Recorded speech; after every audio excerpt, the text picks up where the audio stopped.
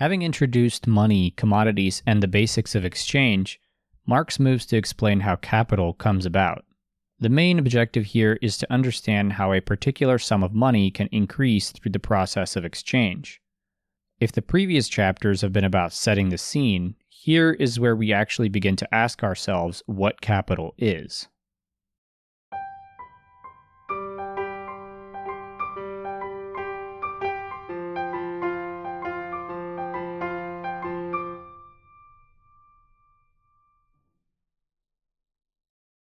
To get at the root of capital, Marx begins with the observation that exchange can form two kinds of chains. The first possibility describes the case where an individual sells a commodity they have, receives money from that sale, and uses the money to buy a different commodity. This chain therefore goes from a commodity to money, and then back to a commodity. Marx calls this the direct form of commodity circulation. In this scenario, the initial seller's ultimate goal is acquiring some other commodity.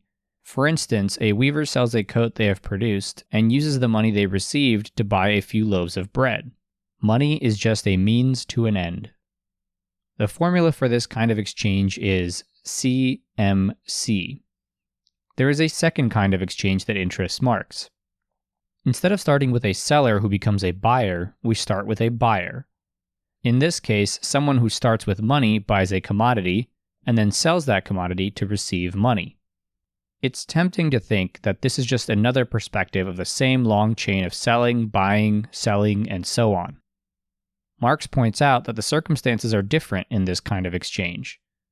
Here, it's not the money that is a means to an end, but the commodity. The commodity is the means, and the money is the ultimate goal. The formula is now MCM. The natural question that follows from this is why anyone would want to resell what they have purchased for the same price. That would be a pointless exercise. So Marx modifies the formula to be MCM prime. In other words, for this kind of chain to make any sense, the buyer has to get more money from selling than they spent on buying the commodity. The M at the end of the chain is now an M prime, which is just M plus some extra amount of money, delta M. Marx calls this delta M surplus value, which he defines as the amount that exceeds the original value. With this step, we have actually already found capital. Capital is value that expands through the circulation process. What we still don't have is an explanation for how delta M comes about. A simple cause for delta M could be that the individual sells the commodity at a price above its value. Marx directly addresses the possibility that prices can be either above or below the value of commodities.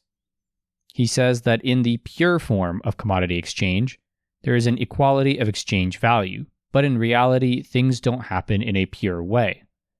So underselling and overcharging can happen. However, Marx is not satisfied with this being the source of all delta M. He observes that underselling commodities doesn't change how much value there is in the system, but rather the distribution of that value. He says, what registers as surplus value on the one side registers as negative value on the other side. Marx argues that new value can't come from exchange. He shows this by supposing an economy-wide price increase of 10% across all products. This should result in an increase in the total value, but in fact every commodity sold at a price above its value represents a gain for one party and an equal loss for the other party. Total value produced doesn't change, only its distribution does. In isolated cases of exchange, some people might come out ahead while others lose out.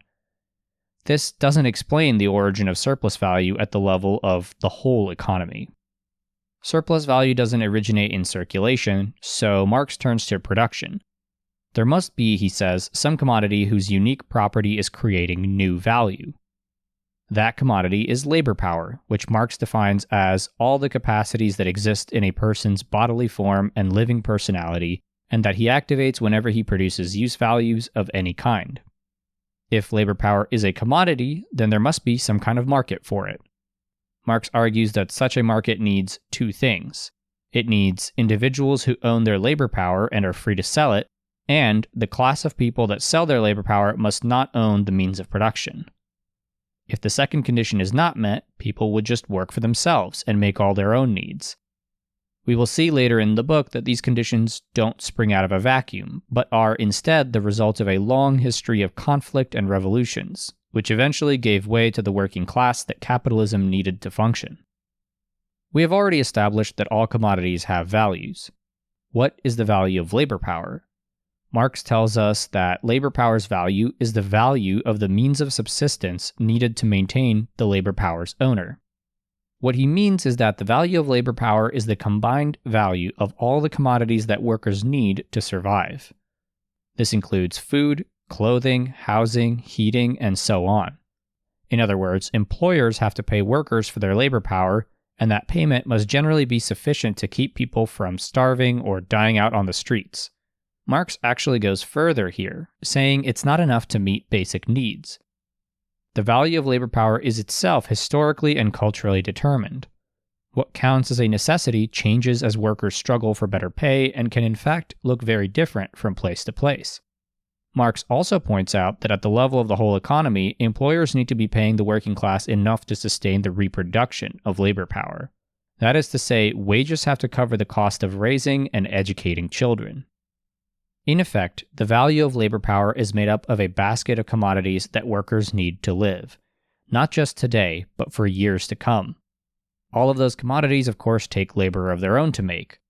So Marx says that if we divide the total annual labor hours spent on that basket of commodities by the total number of workers in the whole economy, we can find the number of labor hours on average that it takes to reproduce labor power. In other words, we can calculate the daily labor that is necessary for sustaining the working class. Keep this in mind because we will explore the importance of this necessary labor in the next few chapters. To preview the big reveal, it turns out that capitalists expect workers to work beyond what is necessary for their own sustenance. That extra labor is precisely where we will find answers about the origin of surplus value. We haven't yet figured out where surplus value comes from, but we've pinned down a few important concepts. First, we found out that capital is value that multiplies itself. Second, we've ruled out market transactions as the place where surplus value is created. Third, we've identified labor power as a commodity of particular interest, though we aren't finished exploring its properties. We are now narrowing in on an essential engine of capitalism: value creation in the labor process. The coming chapters will tell us more about what happens in production and where surplus value comes from. Let's conclude this overview by reading Marx's biting quip about free market ideology. The sphere of circulation or commodity exchange, within whose limits the movements of buying and selling labor power occurs, is in fact a veritable Eden of innate human rights. What reigns is exclusively freedom, equality, property, and bentham. Freedom, because only the free wills of the buyer and seller of a commodity, for example, labor power, determine how these figures act. They enter into business dealings as free persons, equal before the law. The end result is the contract that represents a joint legal expression of their wills. Equality, because they interact only as commodity owners and exchange an equivalent for an equivalent. Property, because each owner does whatever he wants with only what is his. Bentham, because each cares only about himself. The only force that brings two parties together and into a relation with each other is self-concern, private interests, personal gain. And precisely because each person thus thinks only about himself and no one else, and also as the result of the pre-established harmonious order of things, or perhaps under the auspices of an infinitely shrewd providence, their work advances nothing but mutual benefits, the common good, and collective interests.